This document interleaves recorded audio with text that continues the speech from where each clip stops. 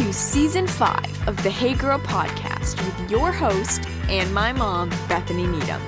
This season, we get to hear from some incredible new guests, and we're bringing back some of our faves. Each guest will share their story of running their race in their place, and we hope they inspire you to do the same. If you want more information or to connect with my mom, go follow our new Instagram at HeyGirlGram, friend us on Facebook at HeyGirlPod, or even better, join our brand new Patreon to get bonus materials, hang with my mom, and you get to help Hey Girl continue to grow and reach more people. That's pretty cool. All right, time to grab that seltzer and maybe a tissue box just in case. Here's my mom. Hey girls, and welcome back to yet another favorites episode of the Hey Girl podcast. I am so excited because I am not here alone by myself, but with one of my all-time favorites. Can't keep up, never measure up with her, Laura Cassoni. Welcome back. Hello. What an intro. With a sweater like you are wearing now, an intro was required. I wish this was a video intro so they could all enjoy. Here's the deal, Laura. We have been releasing some of our favorites from seasons past. We collaborated. We came together. I love the fact that we had like the same favorites. Yes, right? We were definitely vibing. And so today's episode is one that was an incredible honor to get to do the interview, but also really powerful. And I would call it like, I say sometimes instead of, when you go to a restaurant and you order something spicy and they have like the flames rating, like 5 flames, probably going to burn your insides out. I've decided we need to start doing like a tissue rating of episodes to give people like fair warning, bring a tissue box. This was like a 5 tissue episode. Absolutely. It was incredible. It was powerful. There were parts that were very difficult, parts that were just incredibly beautiful. And Jonathan Pitts is our story today. I don't know how many of our listeners have heard this episode, but I'm excited to share it again because he is going to release a book. Yes. I cannot wait. So it's called My Winter Season. He's going to talk about, and not to give away, if you already know his story, that he did lose his wife. Winter, incredibly difficult story. But February 9th, 2021, this book is coming out. I can't wait to order, to read. We'll have to share it all over our Instas. Make sure people get this book. But this is for sure one of our favorites. Really, really loved hearing Jonathan's story. Got a lot of amazing response from our listeners, just how powerful it was. Someday I hope to, I've met him once, like briefly, but to really get to see him, his family again. He has beautiful daughters. His one daughter, if you've ever seen the movie War Room, which I love, his daughter was the daughter in that movie. So that's really cool. I know, and she's grown, and she's incredible to follow as well. But I'm telling you now, grab a box of tissues, grab your cozy blanket. You're not going to want to miss this episode with Jonathan Pitts. Cannot wait. And keep an eye out for his book, My Winter Season, coming out February 9th, 2021.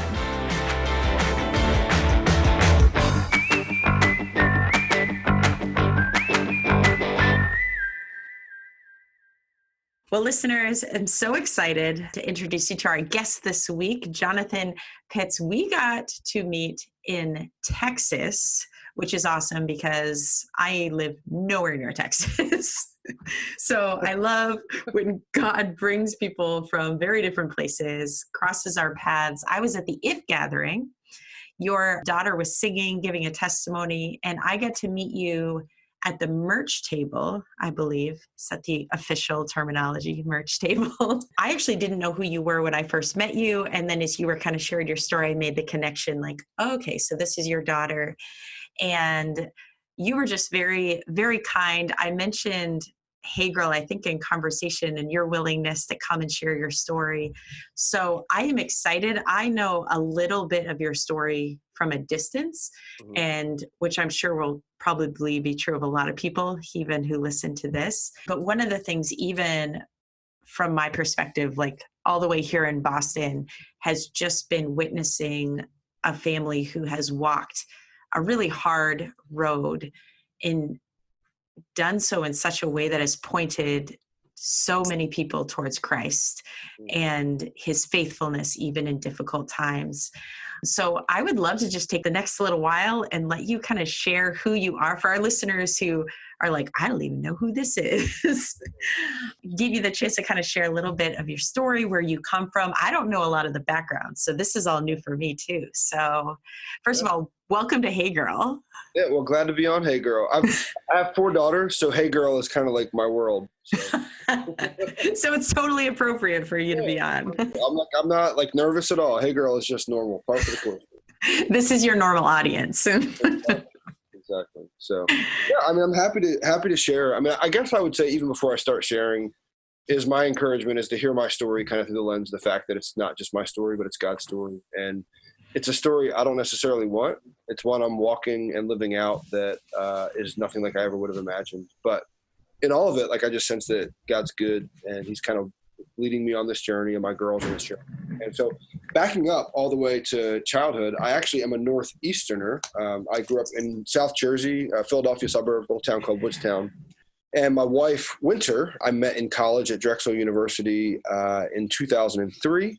And she was from Baltimore, Maryland. And so we basically met, got married 2 weeks after we graduated from college. That was a whole story. Like we both were walking with the Lord sort of. We both were kind of just doing our thing, young, trying to figure out what life was all about. And God really used us to sharpen each other in our faith and to grow each other up in our faith. And so we'd get married. We'd have our oldest daughter, Alina, who turned 15 yesterday. And we lived in New Jersey for about 8 months after graduating high school. And then actually we lived there for about 20 months. And then when Alina was about 8 months old, we would move to Dallas, Texas. And long story short, my wife's uncle is a guy named Tony Evans, who many of your listeners might know. He's a preacher. He's on radio in Boston. He's on radio, but he's a pastor in Texas, godly man. And Winter and I went to visit her uncle. Her uncle was Tony Evans, went to visit him. And long story short, we ended up staying. We went home for a few weeks and we'd move back to Texas and we'd start our life there. We both moved away from our nuclear families, which was probably the healthiest thing we could have ever done because I had a very unhealthy relationship with my family, probably a little codependent, and we just loved football and we loved Jesus and both were great, but I needed to get away from just like family gatherings of, just lots of food on Sundays and sitting in my house for hours on end with my family. My wife's like, hey, can we go to our house? And me being like, we are, like, this is our house with my parents, So we moved to Texas and we'd have another daughter named Caitlin, who's now 12. And my wife, who was a grant writer, so she moved there to be a grant writer. We moved there for her to be a grant writer for her uncle. So she was a grant writer writing for basically a parachurch organization that was attached to Tony Evans' ministry. At the time, it was like an outreach or organization that would do all kinds of meeting needs for people in poverty and people without educations and all that. So she was a grant writer. And she told me when we first met in college that she wanted to write a book. And I'm like, well, what do you want to write a book about? She was like, I don't know. And I was like, well, you probably ought to figure that out. Like I said it kind of self-righteously, like I knew the process for like figuring out writing books or whatever. And so long story short, she was a grant writer for 2 years. And really before we had our second daughter, she felt like God was calling her home to be with our girls. And at the same time, and she was like, that was never a desire of hers. Like she, got a bachelor's degree in communications, always wanted to work. Her mom was worked. It wasn't like she wanted to be a stay-at-home mom, like never felt like that was really her calling, but she felt like God was calling her home. And at the time I was actually managing a guy named Anthony Evans Jr., who was her cousin, who's a singer, lots of worship projects out. I was managing him and basically started working in the Evans brand of ministry. So Tony Evans, Anthony Evans, they're both kind of, one's a pastor, that's my wife's uncle, her cousin Anthony. I managed him for 7 years. So I ended up managing him for 7 years, but Winter came home, cut her income in half. We're trying to figure out what does our life look like. I'm trying to figure out why are we in Texas? And long story short, Winter would come home. She'd get pregnant with twins, which is a whole nother story. And we'd have 2 more girls. And all of a sudden we have 4 girls, a busy home, half of the income we had when she was working. And we're trying to figure out what are we doing? And financially, what was cool is that God provided, and we never wanted for anything financially. Winter went through this process of trying to figure out, like, what does life look like as a mom of 4 girls, and felt on most days, like the busyness of being a mom of 4 girls was never really all that fulfilling for her.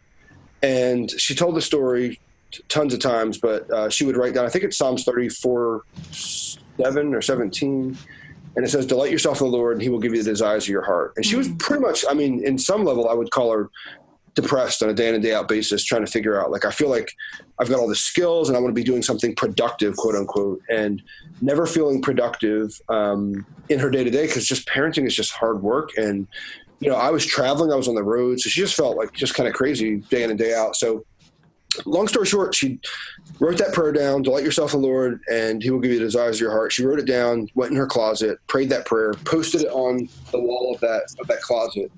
And she already knew that prayer. She already knew that scripture. It wasn't like it was a new scripture to her, but that day she decided to own it. She was like, okay, this means like God has me here. I'm going to own this moment. I'm going to own raising my girls. And obviously I was a part of that. It wasn't like I was opting out of that. Like I was a part of that, but she was just like, I'm going to be a full-time mom and I'm going to figure out like what it looks like to do this well. And long story short, Winter did that. And it was really through submitting to what she felt like was God's call for her life and doing that, God would open the doors for ministry. And so one of the things she realized really early on, at the time our oldest daughter was 6, maybe 7, Alina, Winter was looking for resources for her, like resources for girls of her age to just invest in her. And she couldn't find anything that was like age appropriate that was also fun. So like if it was appropriate, it'd be like some devotional by someone that didn't really live in that space. Maybe it's an older person, or maybe just the content wasn't really fun, but it was biblical. Or she'd find something that was completely relevant, but it was like talking about relationships and stuff that she's just like, my daughter doesn't need to know about this stuff yet.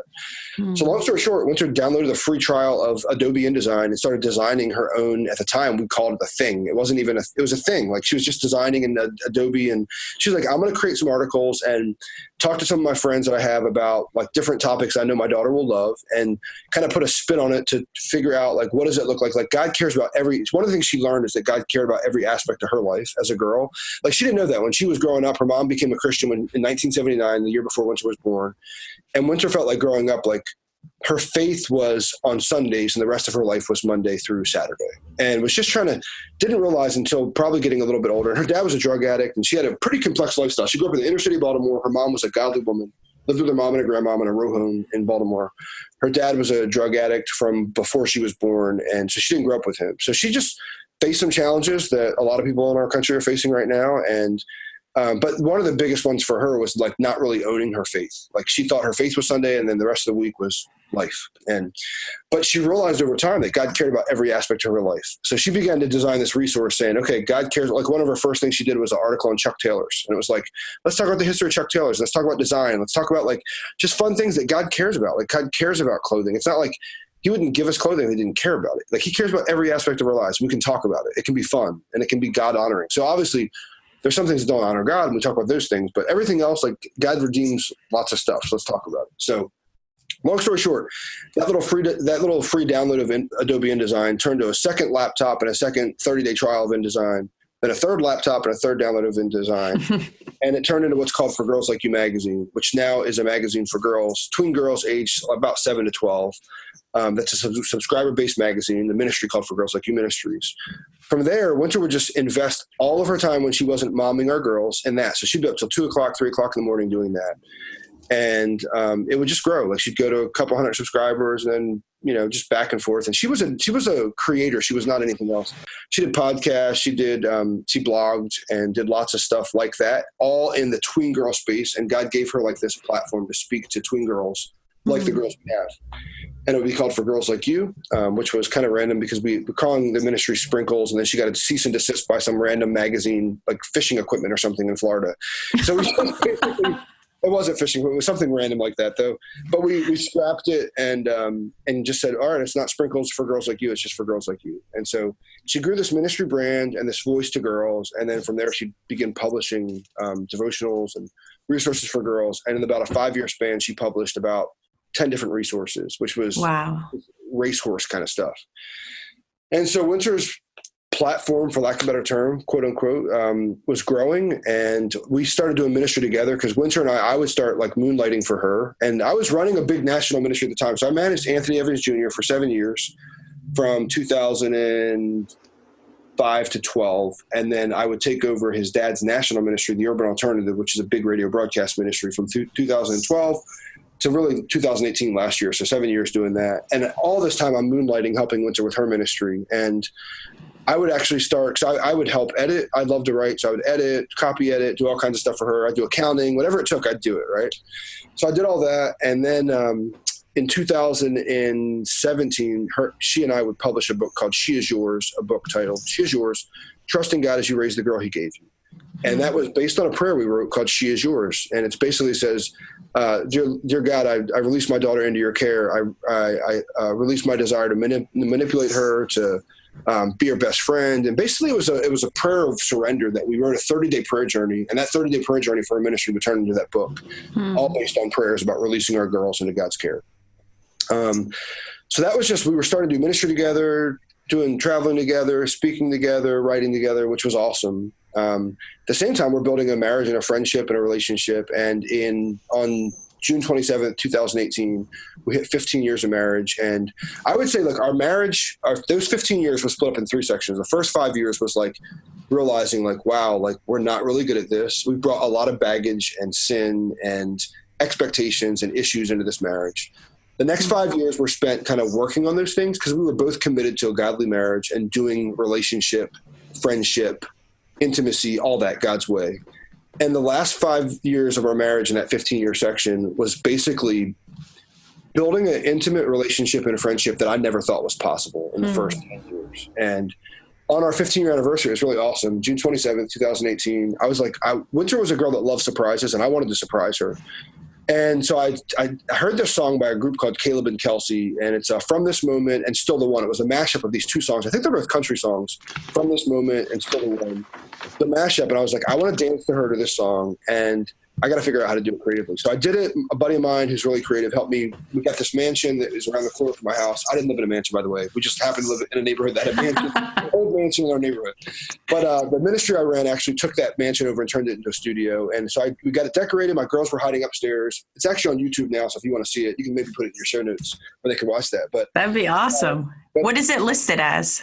I think it's Jonathan and Winter Pitt's 15-year anniversary, something like that. Definitely looking that up. But anyway, we dance. I basically I got this mansion for my ministry. It's candlelit. We do dinner. I take her shopping at a store that she loved. I take her to dinner, and then we show up at this mansion because my ministry owns it, and it's a studio. And I'm like, one of my employees left the lights on. So we show up. It's candlelit. There's music playing. It's decorated. Her favorite dessert is out, which is melted chocolate chip cookie dough ice cream and Coke. That's sitting out. We sit down, we enjoy dessert, and then the song starts playing. And she and I say, can I have this dance? And we dance to the song. And what's beautiful is, I don't know how, but I was smart enough to record this moment. And it honestly is one of the greatest gifts God has ever given me, in being able to record that moment. Because I look in Winter's eyes, and in Winter's eyes, I see love, that she knows she's fully loved. I see joy. She's enjoying the moment, and I'm doing the same. And it's just a captured moment on our 15-year anniversary of that. Well, fast forward, what's cool is we're married not cool. What's interesting was we were married on June 27th, 2003. So June 27th, 2018, we celebrate our 15-year wedding anniversary. And then 27 days later, so June 27th, we're married. 27 later, on July 24th, 2018, we were actually in a transition. Just got to back up a little bit. We were in a transition. I was running this national ministry. Winter was running her ministry. But I was feeling a call to a different aspect of ministry. And so I was accepting a call to go pastor in Tennessee. So on August 1st of 2018, this is about 8 months ago, we were leaving Dallas for me to start a new role. August 1st, I was going to start a new role as a pastor of a church called Church of the City in Franklin, Tennessee. And so I'd already put my resignation in at the Urban Alternative. We were leaving our family, the only family we really had in Dallas, which was my wife's uncle, who I worked for. We were leaving all that behind for me to go pastor. So the timestamps are going to get all jacked up here, but July 6th, we sold our house in Dallas. July 9th, we bought our house in Tennessee. July 10th, we moved into that house in Tennessee. We would travel for a week to Iowa to visit my family, and we'd do a family reunion with my family, including my grandmother, our 13 nieces and nephews on my side, all of my siblings, my 4 siblings, their spouses, my parents were all in Iowa enjoying vacation. And then we'd go back to Dallas for one more week before we would go back to Tennessee to start our new life. And in Dallas it was a Tuesday, July 24th, One, we were working on a marriage book called Emptied at the time. It was actually finished. And on July 24th, 2018 at 3:45, I would turn in the final edited manuscript of that book.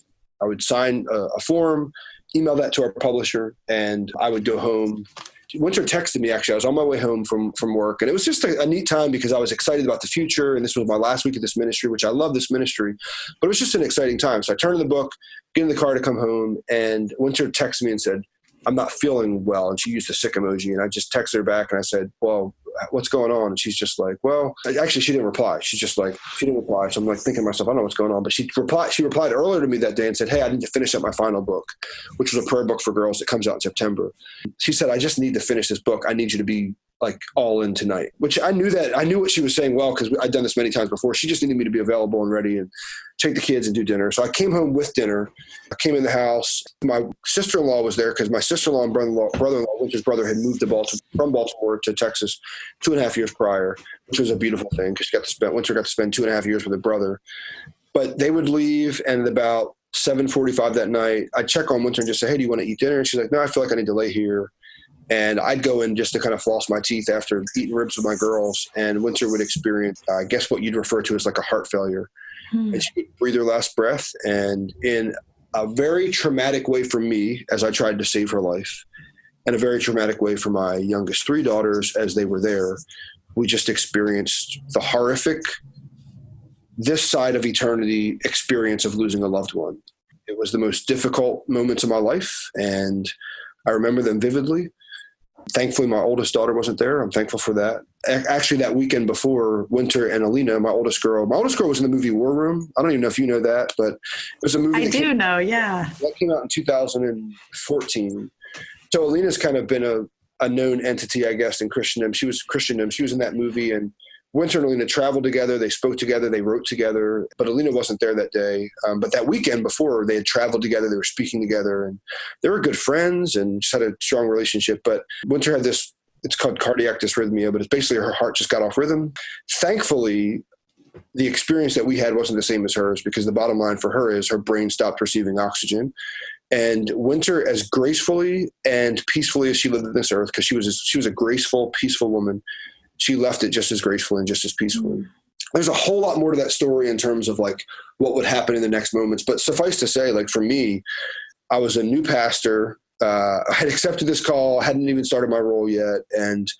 But I'd been a nonprofit executive and worked in the church. And for me, that became a moment of leading my girls and shepherding my girls through the hardest moment of our lives. And it's been, what has it been? 8 months and a couple weeks of doing that ever since. And one of the neat things, Winter would pass away on that Tuesday. We'd bury her that Saturday. Would celebrate her life. We did the funeral that Saturday. That Sunday, we would bury her and celebrate her life. That Sunday, my girls would actually go to camp. And it was a really neat thing because the Bible camp they were already planning on going to, the girls, they were like, we still want to go. And so they went. But that Friday before the funeral, my oldest daughter, Alina, she said, Daddy, are we still going to Nashville? I just looked at her and I was just like, well, we need to pray about it and talk about it. I mean, I could have stayed my role at the Urban Alternative. Like I didn't have to leave. We didn't have our house anymore because we sold our house. But in my mind, it's like, what does a good godly leader do in a situation like this? Well, Alina, who was 14 at the time, barely 14, she says, Daddy, I feel like Mommy wanted to go to Nashville more than anybody. Like she was excited for you. She was excited for our new life. And I feel like we're supposed to go. And from that moment on, I started speaking as if we were going. The last 8 months has been me shepherding my girls, me not being perfect, failing in a lot of ways, God giving me grace in a ton of ways, me starting out as a pastor. I took the month of August off. My church has been amazingly generous and what the body of Christ should be. They've been amazing. They've adopted us, and that's a whole story unto itself. I'd start my role in September pastoring, and the greatest honor that I've had in life so far has been taking the ministry that my wife started, that she created with God's inspiration for girls like you, and continuing on her legacy through her writings and through her magazine. And so that's been a great joy for me, is continuing Winter's legacy through our girls, because she has 4 girls that have every bit of her inside of them. And then also continuing it through her ministry and her writing. So that's kind of where I find myself now. I'm pastoring, and I'm in my office right now, and I've been doing pastoral stuff and running my wife's ministry, kind of moonlighting. God sent a team of people. What's beautiful is in February of 18, a few months before we'd moved to Nashville, we would hire an editor-in-chief to run the magazine because Winter was just tired of doing everything. Like she was publishing books while she was running the magazine, doing everything. We hired an editor-in-chief. And if we did not have her, we would not be able to continue the ministry because she picked up right where Winter left off. And it's been beautiful to watch. God's grace has been there. It's been rich. God's provision has been there. It's been rich. God's kindness has been there. It's been unreal. And honestly, like his strength and his peace have been greater forces than I'd ever thought possible before I've walked through this. And so for that, I'm grateful. I love your description of the church showing up, how the church should. I don't know even if you necessarily have specific examples, but I'm just trying to imagine, obviously, senior pastor. Is that your title? Are you the lead pastor? I don't know. I'm executive pastor, so I'm kind of like the number 2 guy. Gotcha. We have a family of, 5 churches, and then we have a sister church actually in New York City. But I'm kind of the executive pastor that kind of leads primarily our main, the biggest campus we have, but I kind of give leadership in all of them. Right. And, but what was beautiful, like I might never forget my boss, Darren, his name's Darren Whitehead. He's a senior pastor at Church in the City. He called me and said, hey, like, if you guys want to stay in Dallas, like we support you, like we'll figure out like getting your stuff back. We'll figure out selling your house. Like we'll figure it all out. Don't stress about it.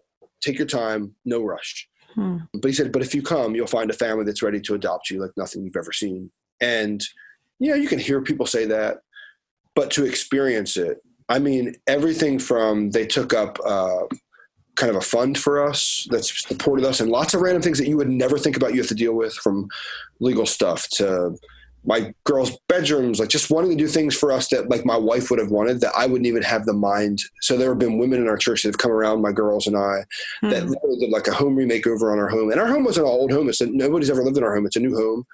And the walls were white. And I'm like, perfect. The walls are white. And they came in and painted the girls' bedrooms the colors they wanted them and did like a whole makeover on their rooms with the colors they wanted. And my one daughter loves unicorns. There's unicorns everywhere. And they came alongside of us with a meal train that supported us for the first couple of months. School pickups, like anything you can think of that would make my life crazy, they've been supportive with. I also need to say my sister is 40. My oldest sister, I have 3 sisters and a twin brother, identical twin brother. My oldest sister, Carmen, 41 years old, never been married, never had kids, has been praying for a family for years and years. And the day of my wife's funeral, she said, Jonathan, if you need me, like God told me I'm there.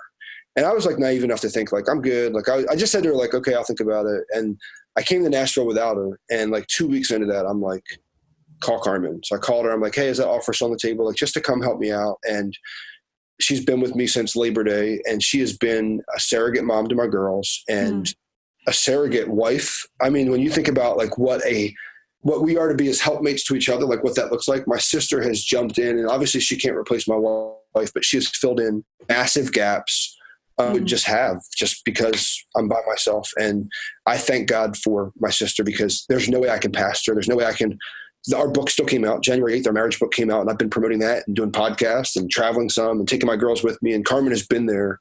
She cooks. She loves to cook. She has been what she would have wanted to be for her own girls. She is being her girls. Cause right now they are her girls. Like they're Winter's girls. They'll always be Winter's girls. But God was like, I'm taking Winter home and I'm going to put Carmen in to fill this gap. And she's going to be like a mother to the motherless. Like when the Bible says that I'll be a mother to the motherless, like God's not talking about some spirit never land. He's talking about his people, like filling in real gaps and real needs. And so it's been really neat to see my sister, who I used to pinch and, make fun of and harass, made her to be a mother to the motherless. And that is a beautiful thing to me. And so, but the church they've just surrounded us, and there's many more ways they've surrounded us. Like one of the members of the church came and actually picked us up. Like he has a plane. He's like, I don't want them to have to, we had a dog and there's 5 of us and my cars are all everywhere. Like he's like, I'm going to come get them and pick them up. And he brought us back here, and my dog, my Yorkie Poo, flew with us, and my wife was, I mean, it's the little things. Like I'm telling you, like that's extravagant. Like that's extravagant love from God to like say, and that's not like, I don't expect anything like that ever. But my Yorkie Poo is on the plane with us. And I'm thinking about the fact that my wife for like a month and a half was nervous about how are we going to get Max back, and the car ride is going to be crazy, and or should we ship him on a plane and all that. And God's been like, above and beyond all you can ask or think type stuff God has done for us, like above and beyond all you can ask or think. And to the point where I don't feel like I deserve it. And the only way I've been able to, and I don't, but the only way I've been able to accept it is to rationalize, but my girls are worth it. My girls are worth it. You know? And for me, it's taught me humility, because as a man, like, I want to be this guy that can provide for myself and I've had to accept help in ways I've never thought that I'd even ever have to, accept help before.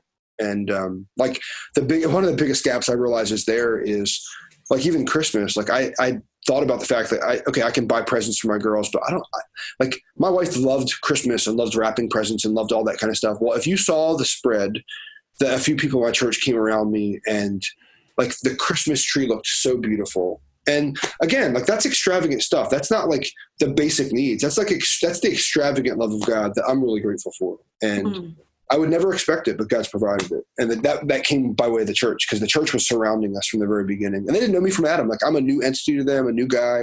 Yeah, really grateful.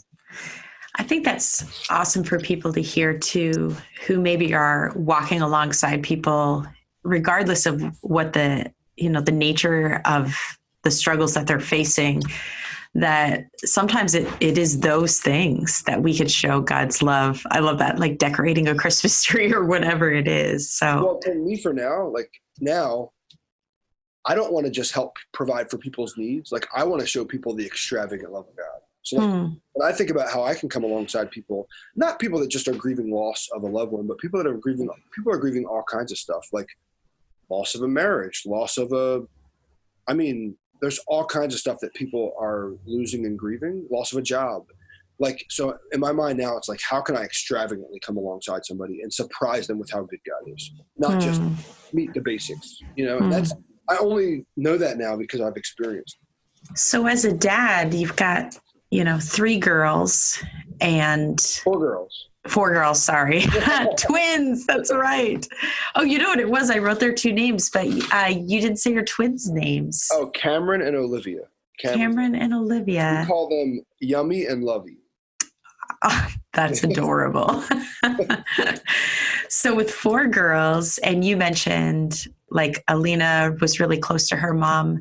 How has that journey been in terms of your relationship with your girls in the last 8 months? And as you said, I was just thinking about even the struggle there would be to want to protect your family unit. And I just think it's a beautiful picture of you allowing people into those spaces with your kids and recognizing like, okay, I can't actually be everything right now for them. I need help. Yeah. Well, it's 2 things. One, it's a balance, because I'm understanding, like, you move into a new church family and it can be overwhelming. Like for me, like I've got an engine that never stops. And so from a relationship perspective, it's easy for me to accept. It's hard for me to accept the actual generosity. It's easy for me to accept relationship.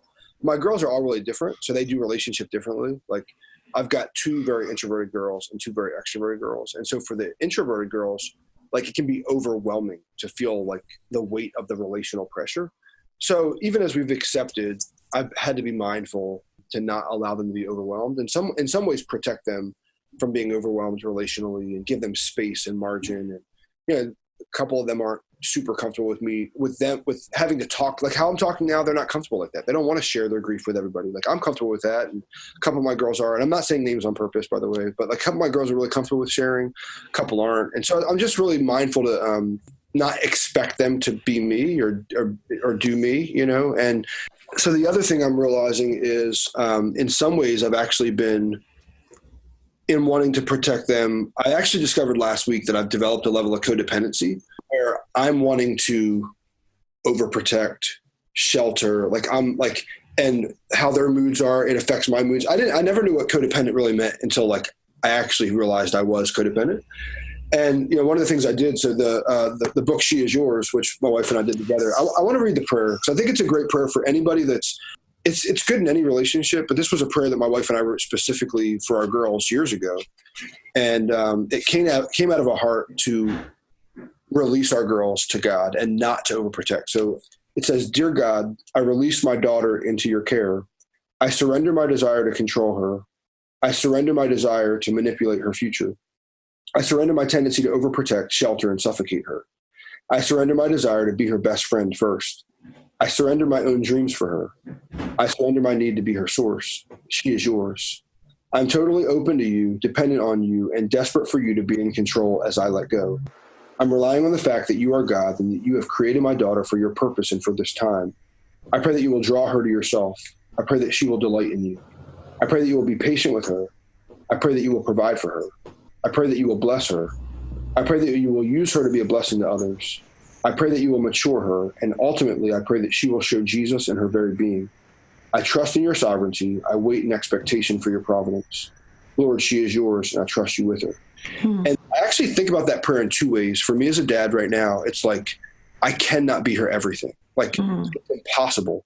So Lord, she is yours, and I trust you with her. I actually pulled that prayer, is like framed it on our wall in our bedroom, and I actually pulled it off my wall. I turned it over, and I wrote the date when I realized that I was kind of like in this codependent space. And I just asked God to just like make that prayer my reality and just to trust him completely with them. But I also think about that prayer from the lens of Winter, where Winter is like, I imagine her like Jesus basically saying, Winter, I'm bidding you home. It's time to come home. And her literally saying, all right, God, like that prayer that I wrote, like I'm releasing my daughter into your care, even as I come home. And so that's been a very special prayer for me. You know, I mean, well, you can actually pray that prayer for boys and just take out she and put he. But ultimately, like, there's just this reality that like trusting God in the middle of our circumstances is really the best thing that we can do, because we can't control them and we can't control the people that are around in their circumstances. So just trusting God completely. So I kind of went off on a tangent there, but. No, not at all. I was going to say you could easily now release a second book and just replace every she with he. Be like, I would like to release a sequel now. First of all, that's a beautiful prayer. I think all of us should frame that and put it on our walls. Just a thought. I'm often thinking about people who are listening, who are either walking through difficult things, who are relating in that space, or maybe kind of really raw in that space.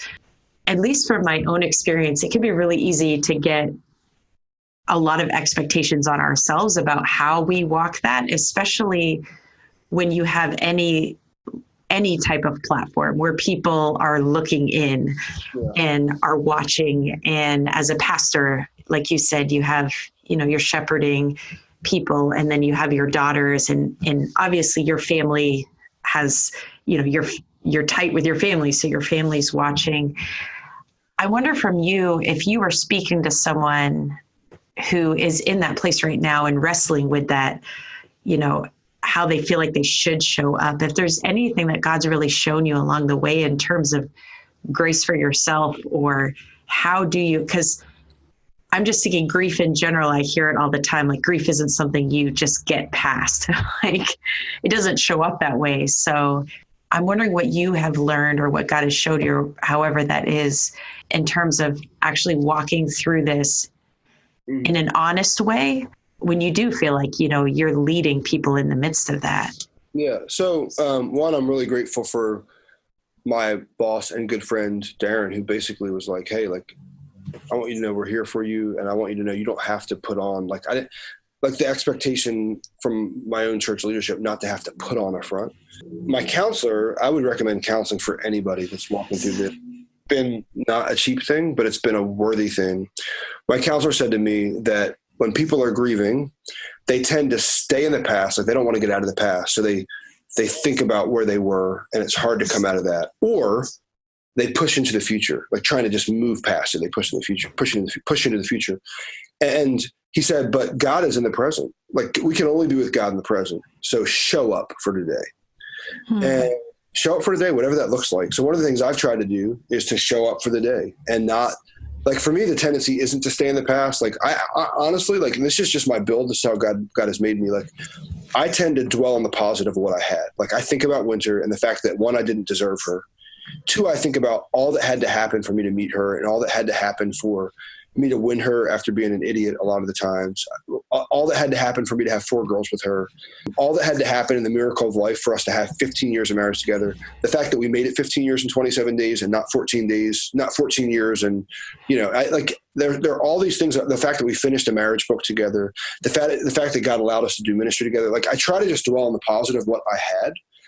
And I also try to have an eternal perspective of what's actually happening. See, I told my girls when winter passed, like as I'm meeting with them and I'm having to tell them for the first time their mom's gone, I said to them, like, the reality is that what we're experiencing and what is happening are two different things. Like, we're experiencing the loss, which is real. Like, we're experiencing the loss of someone that is dear to us. But what mommy's experiencing is something altogether different. And the moment that mommy left this earth is not the moment that where God stopped loving her, but it's a moment where God's love got all the more real for her. Like, she's experiencing the fullness. You know, there's no more like looking in the mirror dimly, as Paul would say for her. Like, she's seeing Jesus face to face. And so I try to dwell on the positive, but my tendency and my escape is to push into the future. Like, I'm going to just, you know, and what I realized really early on is as I'm doing that, I'm actually dragging 4 girls. Like, think about me being a horse and I've got these 4 wheels on my wagon and I'm pulling my 4 girls, and the faster I go, the more wobbly they get. And so for me, like, what I've had to learn is not to race into the future, but to be present. And being present is showing up for me, but it's also showing up for them. So if you're a parent and you're going through this, it's like, you got to show up for them as much as you show up for yourself. And so for me, the hardest part of my grief has been shepherding my girls through it. Because I think it's like, as a man, it's easy to care less about yourself because you're caring for others. And as a mom or as a dad, like, you care more about your kids than you care about yourself. But to care about yourself and to care about them, you have to be present for today. So that's been, you know, God's word to me pretty much every day since this happened is just show up, be present. Don't avoid. Because I think you can go to the past to avoid and go to the future to avoid, but being present, you can't avoid, you know? So I don't know if I answered your question, but that's kind of what I wanted to say. No, that was powerful. I was thinking about one of the things, I don't remember who first said it to me. It might've been one of my counselors or a mentor was speaking in, and I don't remember what I was wrestling with, but I was describing it to her. And she actually stopped me with kind of similar wisdom of, I feel like you think that God's waiting for you on the other side of this. And that's where he's going to meet you, that you just have to get through it. And she's like, but you just need to pause and recognize that he's holding you in it. Yeah. And that was, we call them aha moments, but that was like an aha moment for me of realizing how true, like I was trying to push to the future past the hurt of now to get to, okay, God's got healing on the other side of this. Yeah. And I believe that, so I want to get to it. Yeah, exactly. Yeah. But it's like we want to skip the process and just get to but God is with us in that. It's basically the same thing said a different way. And that's been my experience. So now, like, yeah, there's a part of me that, if I'm being honest with you, would love to be a year from the day that Winter died. Like, I'd love to be a year and a day from when she died. Like, just to kind of, like, that's going to solve it. Like, that's going to make it go away. Like, the reality is it's not. But I would love to push down the road because, you know, it stinks to, you know, sit in my bedroom at night right now and start watching some show on Netflix and realize I actually don't really want to do this. And I look over and I see the blanket that somebody made for me with all these pictures of Winter and me and my girls, and realize in that moment that I'm super lonely and it'd be great not to be by myself and it'd be great to not have this experience. But like, the reality is that God's doing something in that process. And he's with me in that process. And I don't know why. Like, I have no idea. Like, why is Winter not here? I have no idea. Like, on my worst days, I don't get angry, but I get really annoyed. Like, I'm annoyed that, like, why would God take her away? Like, on Thanksgiving Day, on Thanksgiving morning, we're preparing food, and all my family, my 4 siblings, my parents, some friends are all at my house in Tennessee, and we're enjoying each other. And I'm just like, why can't Winter be here? Like, that's annoying. But for whatever reason, like, that's where God wants me to be. And it's okay. Like, I don't have to hide that I'm annoyed, you know, like, I tell God, like, I'm annoyed, you know, like, this is kind of annoying, you know. But I also, for me, it's like, okay, I'm built to understand, okay, God, what are you doing? And honestly, like, turning our marriage book in the day that she died, the fact that we were able to do ministry together, the fact that she has this ministry that I'm carrying on, like, I sense this significant purpose, this weight of purpose that God has me in. And that for me has been really redemptive. And I just have this sense that no matter what somebody's going through, if they look for God, they'll find redemption in it. And it might be, you know, it might not be, the timeline might not look like mine. The thing might not look like mine. I don't know why. I feel like God's kind of chosen to display our story for the world to see. It's not in the world, you know what I mean? Like, just for some to see. And for me, it's actually been helpful. Even like when I get to share, like, my emotions, actually, I can feel more when I share than when I'm just kind of, sometimes I can feel kind of numb when I'm just sitting by myself in my grief. And so, like, being able to share has been helpful and healing for me. I don't know what it is about it, but yeah. So it's been 8 months. Is that what we said? Yeah, I think it was 8 months, March 24th, which was my birthday, my 39th birthday. So that was not fun. So 8 months out, I know you talked about the different things that your church has done, that people have done. What does it look like for people to love you, to support you, to come alongside of you? I've heard it said a lot, and it's always been something that's been a burden to me when I watch friends go through things. In the wake of things, everybody's at the door. Mm-hmm. And then time passes and, it gets quieter. And I'm sure there's some comfort in that, especially if you have some introverted kids who are happy to see the crowds kind of disperse. But what does it look like these last weeks, or maybe even just a month or two, for people to love you now, this many months out? For me, the experience has been a little bit different because as a pastor, I'm so public facing. So I'm actually having to realize now that I'm having to choose to kind of push some of that away. And that's probably a different experience than some. What's neat for me, we have a guy in our church, one of our staffers, that had a series of mini strokes earlier this week. And I'm this guy grieving that's watching this family go. And thank God he's going to fully recover, we believe. God's kind of spared him a lot of that. But I watched his community come around him, and it makes me grateful to be a part of the church that I'm in, because they're there. He needs 24-hour coverage right now, and people there, and they're there. And so the beauty of the church, if we really press into it, is that we have deep and meaningful relationships where it's not like people just showing up for a moment and they're back out, because they're your people, they're your family.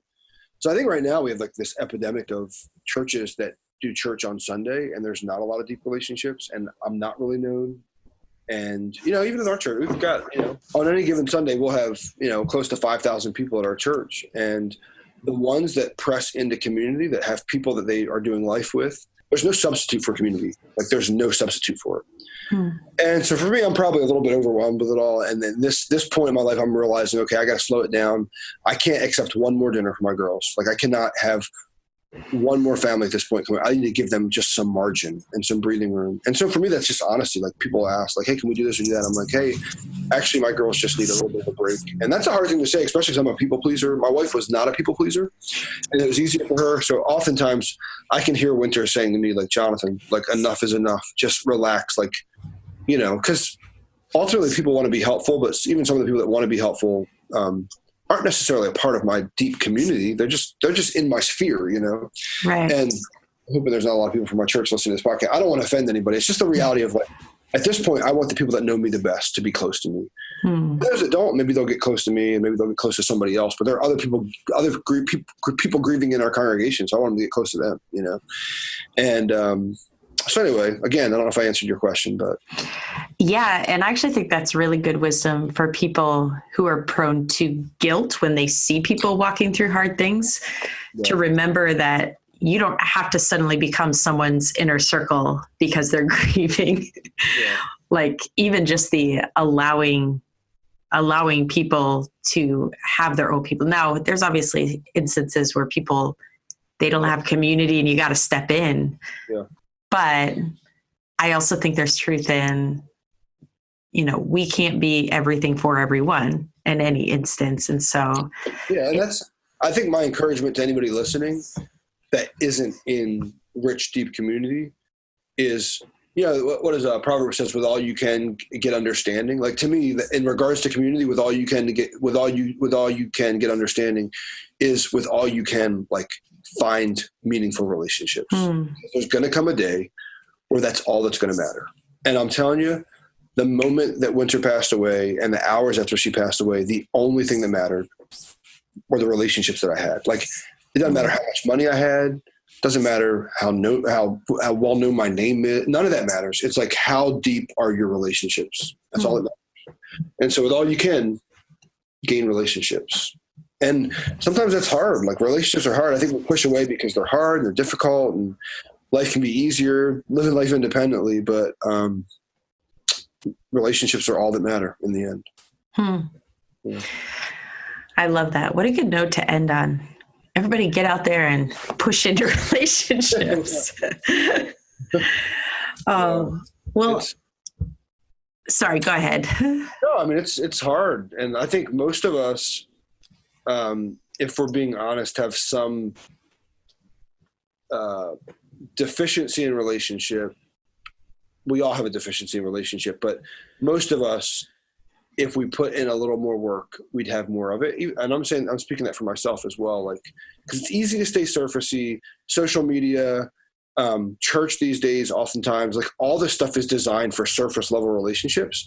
Mm-hmm. So without getting beyond and getting out from behind our phones and getting out from behind our Sunday morning programming, like without doing that, you're not going to find meaningful relationships. So it means doing stuff that right now these days seems kind of awkward, like showing up at a meal or another, like a gathering of like less, like it's like all of the world pushes away from that and pushes towards surfacey, less meaningful stuff. What does it look like to find more meaning? Well, you're going to find it in relationships. What does it look like to find a relationship? So. No, that's so true. And I know it's what I appreciate about our church is they push heavy into, we call them life groups. I know there's different names, but community groups basically. And the point is when you get to a certain size at a church and it's, in that 1 hour where, most of it, you're sitting in a service, that's not where you're going to build community. It's going to be outside the walls. So. Yeah. And not only to have that for yourself, but to be that to somebody else. Like, yes, the more you know people, the more you can actually give authentic care and authentic love. And yeah, it's a beautiful thing. And it's really what we find our richest meaning in life. Amen. Well, Jonathan, I appreciate so much you sharing your story. And I know it's been powerful for me. You had a lot of good mic drop moments. I was like, it's hard to drop the mic on my MacBook Pro here. Like I think I'll break it if I drop it. So. I was gonna say, don't drop the MacBook Pro. That's a bad idea. No, I'm just really glad to be on with you. Glad that you consider my story one worthy bringing on to the Hey Girl podcast. So. Yep. I don't think I told you this, but we have a terminology for our guys, and just for your sake, they're for the listeners, not necessarily the guy guests. But we were discussing this when we found out that there were men that listened to the podcast. This is before we ever had a male on as a guest. And I was like, man, we have to create like their own group. Like this is, this audience. So we decided that we would title them the podcast male subscribers and nickname them the PMSers. And we gave them their own logo. They've got stickers there. Yeah. So you've given them one more guy to listen to. Hey, glad to help support the PMSers.